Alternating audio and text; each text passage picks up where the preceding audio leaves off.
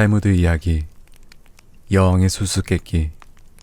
다윗이 죽고 솔로몬이 그 뒤를 이어 왕위에 올랐을 때 하나님은 솔로몬에게 온갖 동물을 지배할 수 있는 힘을 주셨다. 어둠의 정령, 악령, 요귀와 마귀도 그의 앞에서는 무릎을 꿇었다.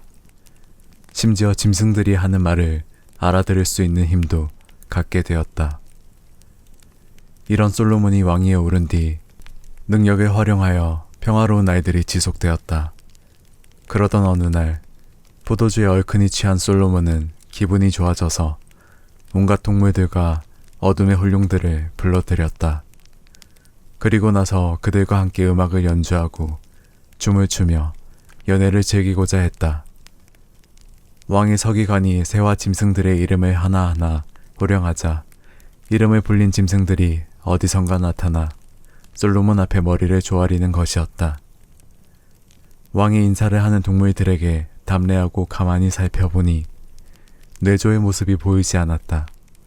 기분이 상한 왕은 뇌조를 잡아들여 벌을 주라고 명령하였다. 왕의 명령이 떨어지고 얼마 후 뇌조가 스스로 날아와 머리를 조아리며 왕에게 아뢰었다. 온 세상의 만물을 다스리는 대왕이시여, 제가 오늘 늦은 것은 다 이유가 있기 때문입니다. 제 말을 들어보시겠습니까? 그러니까 한 3달 전쯤의 일입니다. 저는 대왕의 은덕을 충족히 입는 터라 아무런 걱정 없이 잘 살고 있습니다만 그렇지 못한 동물도 있는 것 같았습니다. 그래서 전 혼자 결심하였습니다. 세상의 곳곳을 두루 돌아다니며 아직도 대왕의 은덕이 펼쳐지지 않은 곳이 혹시 있지 않나 알아봐야겠다고요. 그래서 시간이 날 때마다 세상을 돌아다니던 중 동방에서 키틀이라 불리는 도시에 도착하게 되었습니다.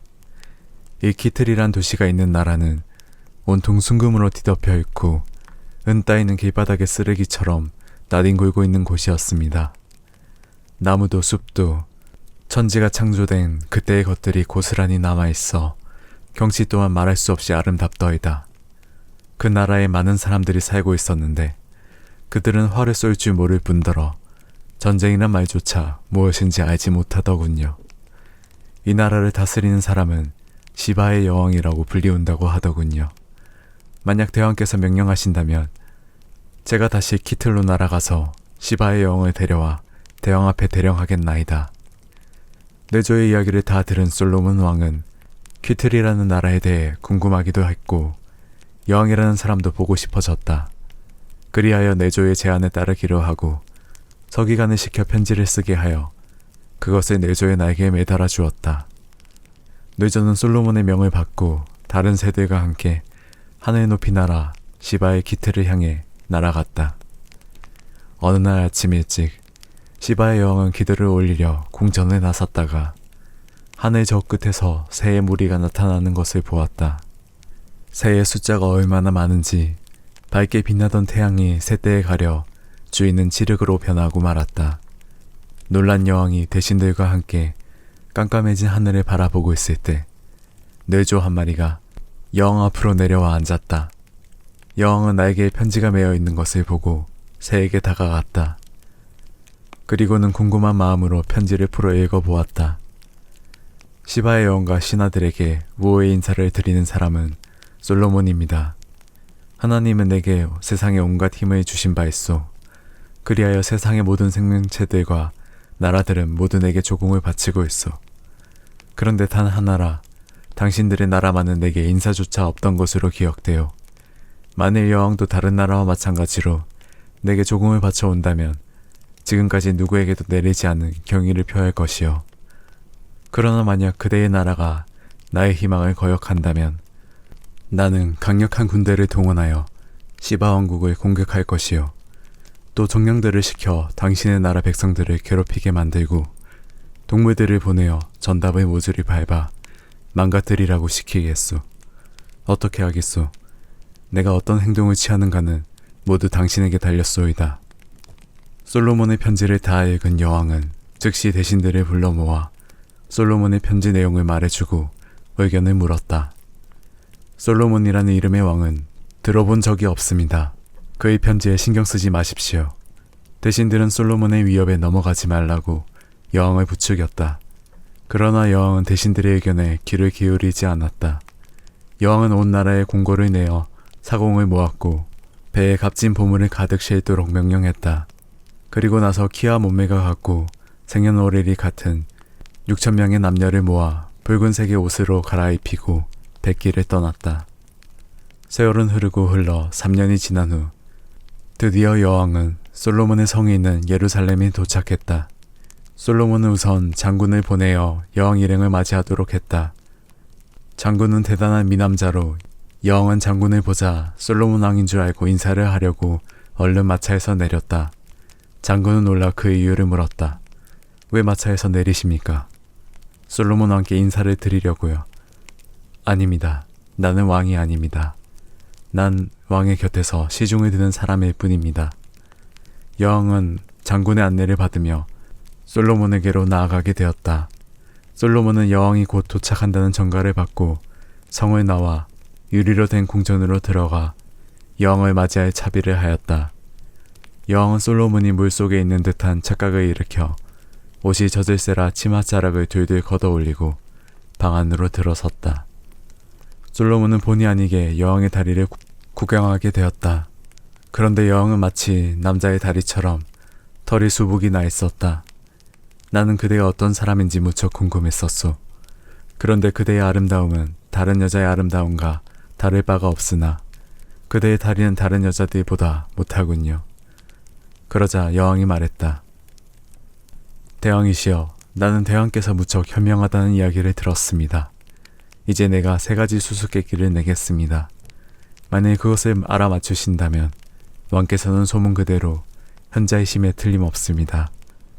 하지만 그것을 알아맞추지 못한다면 대왕은 보통 남자 다를 바 없을 것입니다. 솔로몬은 여왕에게 수수께끼를 내보라고 말했다.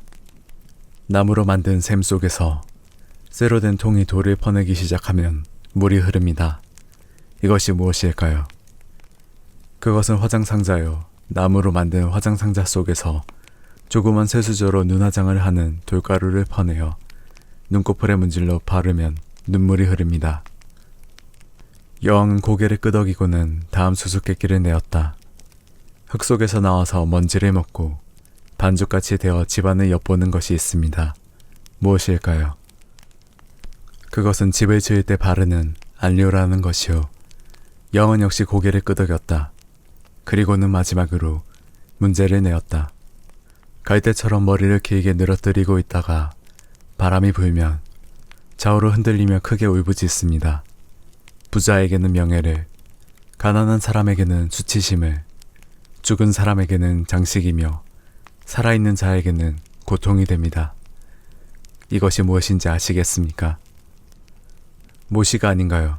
들판에서 자랄 때는 머리를 늘어뜨리고 있다가 돛에 달면 바닷바람에 포효하듯 울부짖고, 좋은 옷을 입은 부자는 의시되며 자랑하고, 누더기를 입은 가난한 사람은 부끄러워하며, 삼배옷을 입혀 죽은 자리를 감고, 모시풀을 꼬아 교수대의 밧줄을 쓴다면 교수대에게 죽음을 당하게 될 사람에게는 고통스럽기 짝이 없는 일이지요.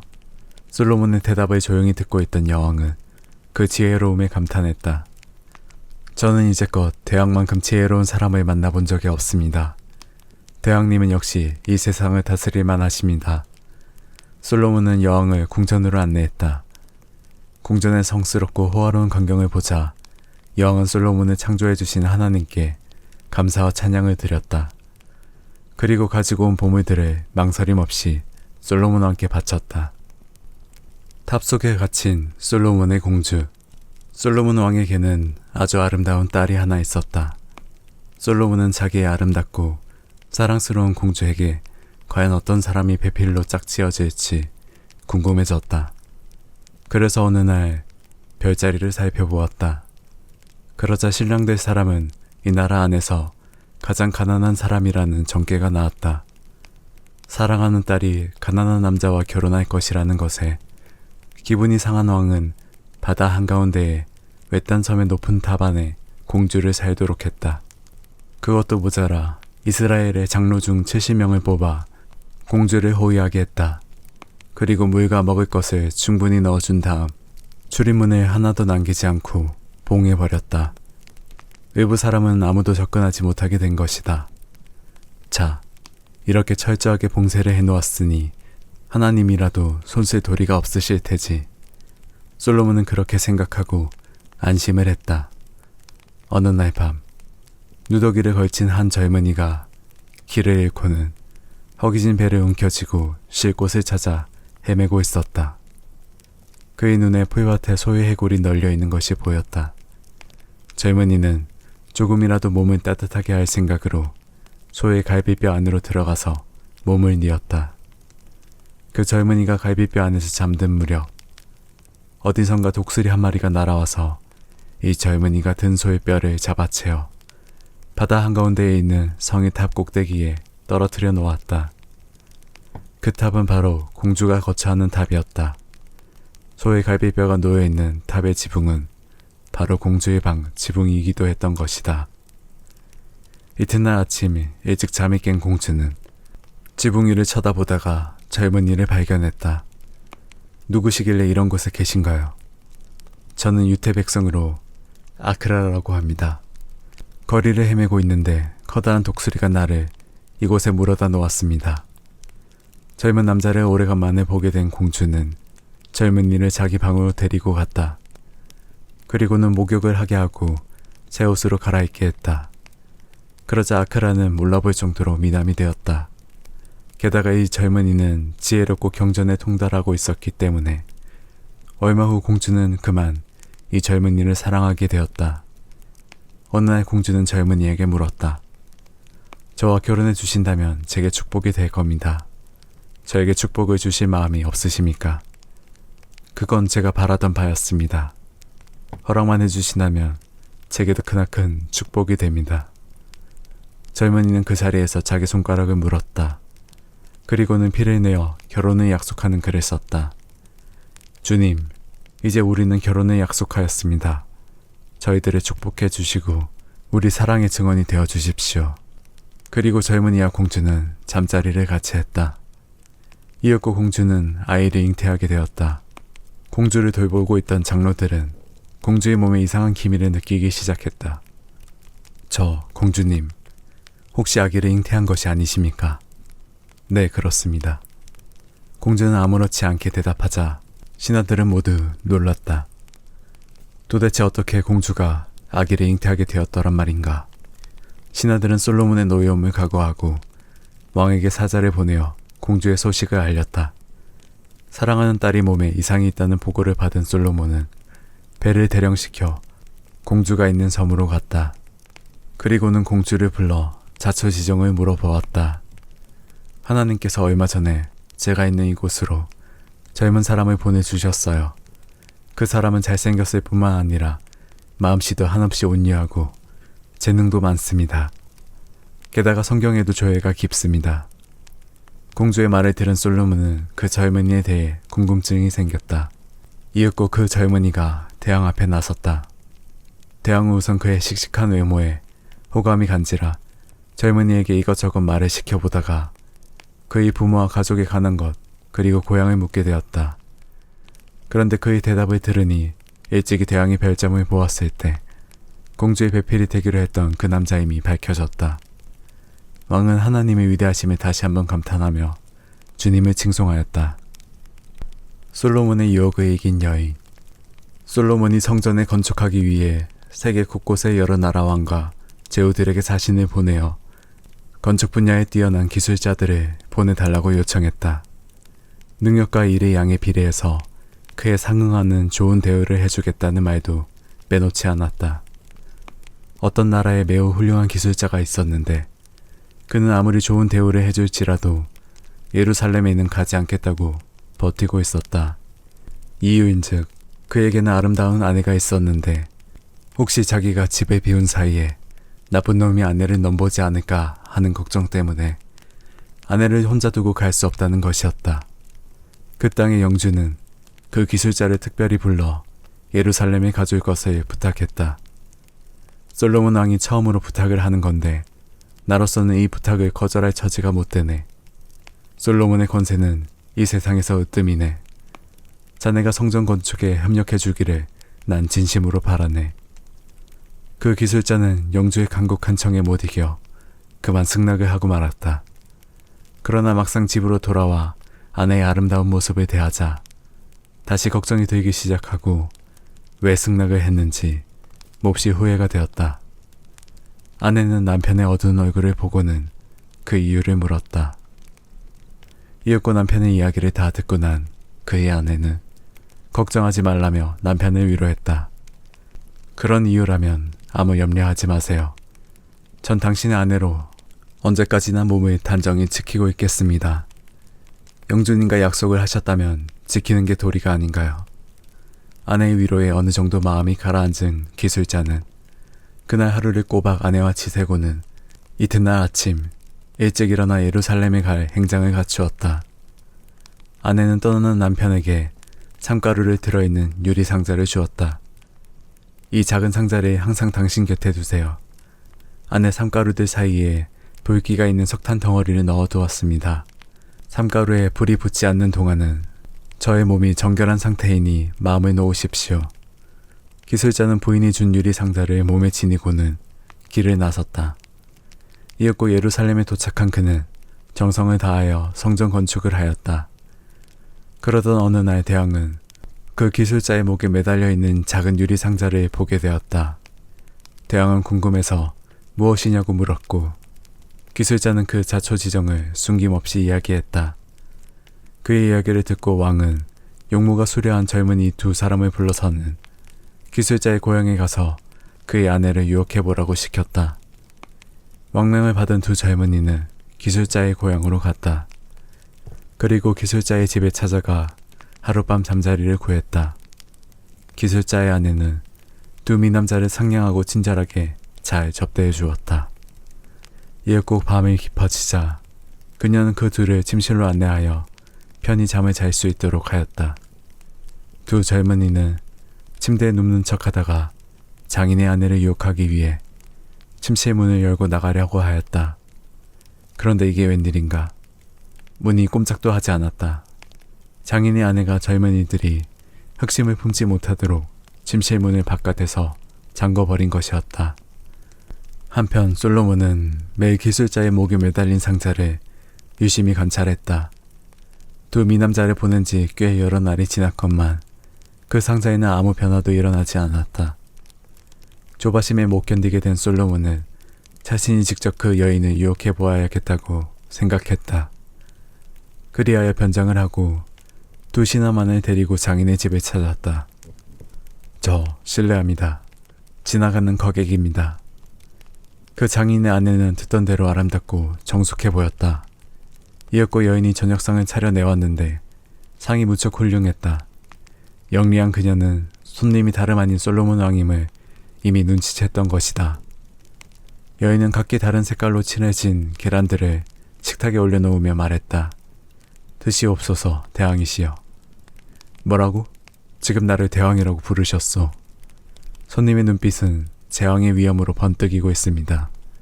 손님한테서 풍겨나오는 현명함과 거룩함을 감히 몰라볼 사람이 누가 있겠습니까? 솔로몬은 이 여인의 영특함에 놀라 한동안 할 말을 잊었다. 여인은 계속해서 말했다. 대왕님, 이 계란을 한 개씩 드시면서 그 맛을 보아주시기 바랍니다.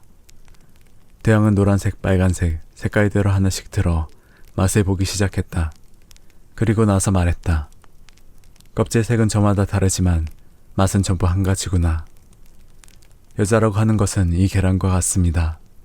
얼굴이 예쁘고 미운 그런 차이는 있을지 모르나 그 속은 다 똑같습니다.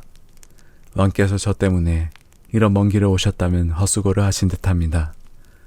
저는 왕을 섬기고 있는 여자이므로 왕께서 원하시는 대로 저를 취하실 수도 있습니다.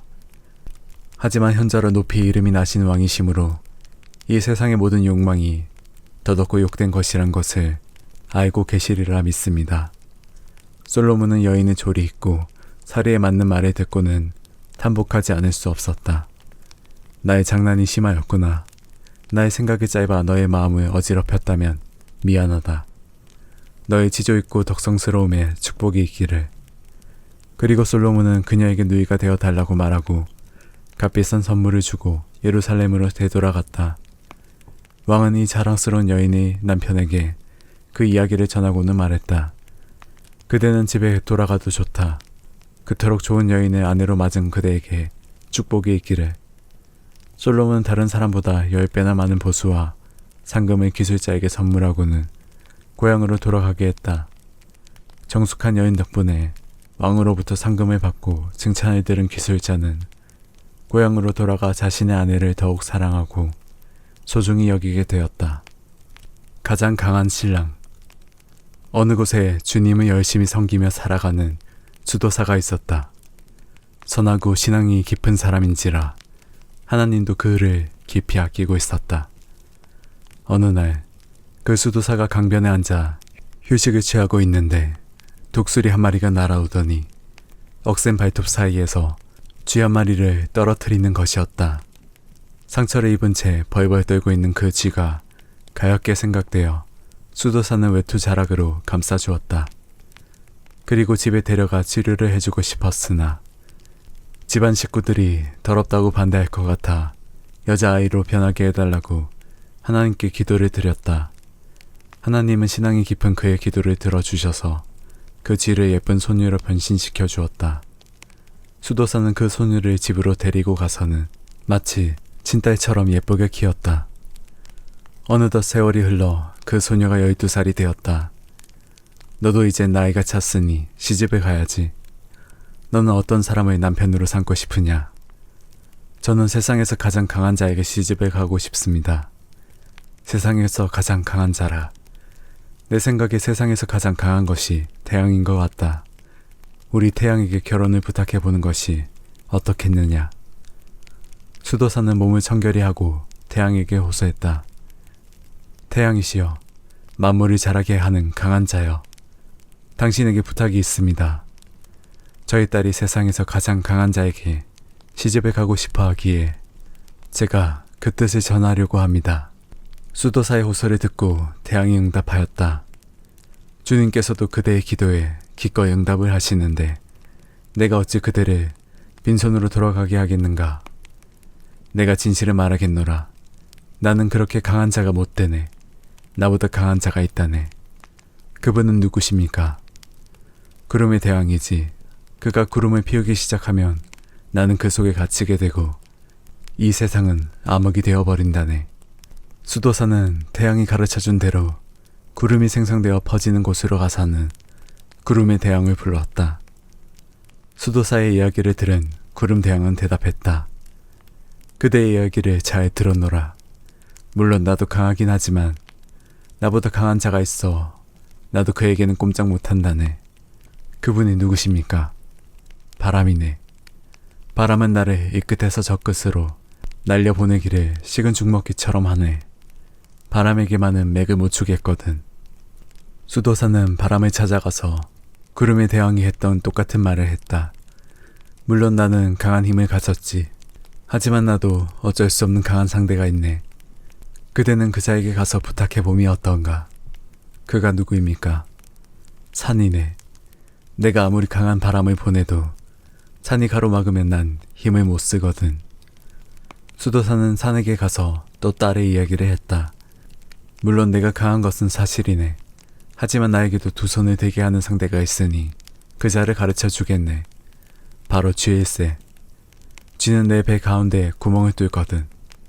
수도사는 쥐를 찾아갔다. 당신에게 내 딸을 시집 보내고 싶은데 어떻게 하겠소? 거대한 산에 구멍을 뚫을 수 있는 자는 우리 쥐들밖에 없긴 할 겁니다. 하지만 저는 쥐이기 때문에 땅속에 살아야 합니다. 그런데 어떻게 인간과 결혼할 수 있겠습니까? 수도사는 다시 딸에게 돌아갔다. 내가 여태 돌아다녀 보았지만 결국 쥐가 제일 강하다는 결론이 났다. 쥐에게 시집을 가겠느냐?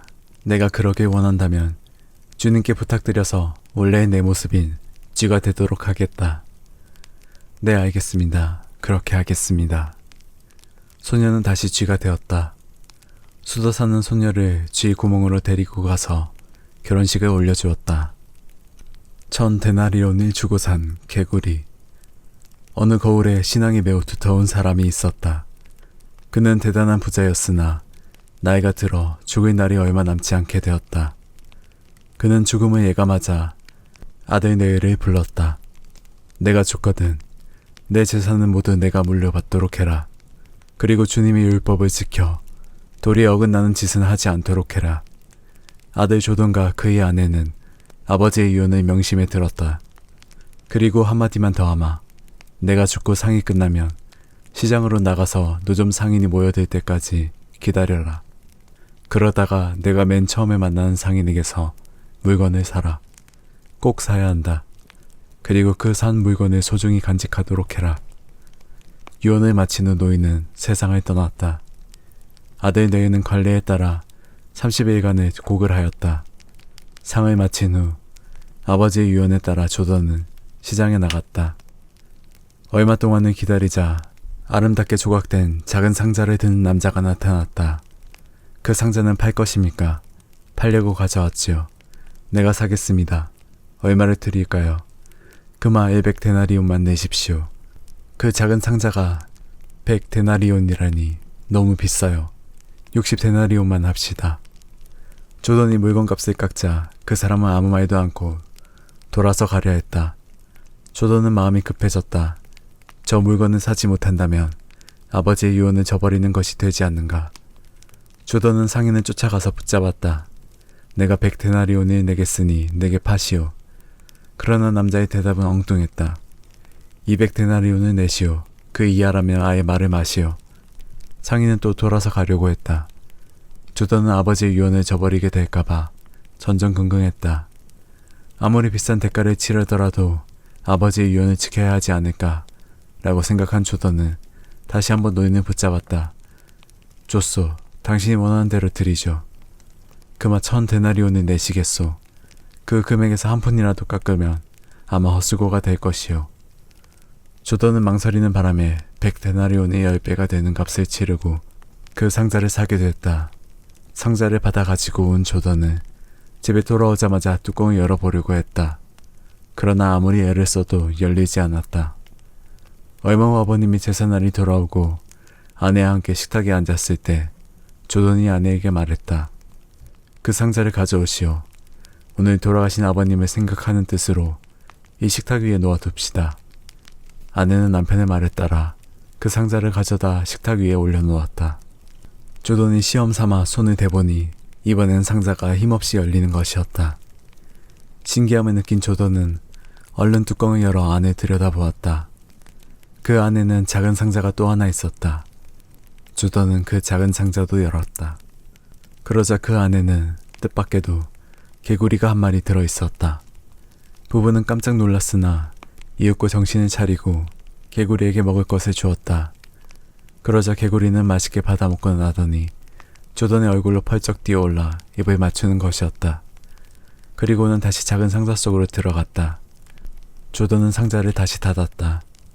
그리고 때맞춰 먹이를 주며 정성껏 키웠다. 선친께서 특별히 유언을 하신 것을 보면 무슨 이유가 있기 때문일 것이요. 우리 이 개구리를 잘 키워봅시다.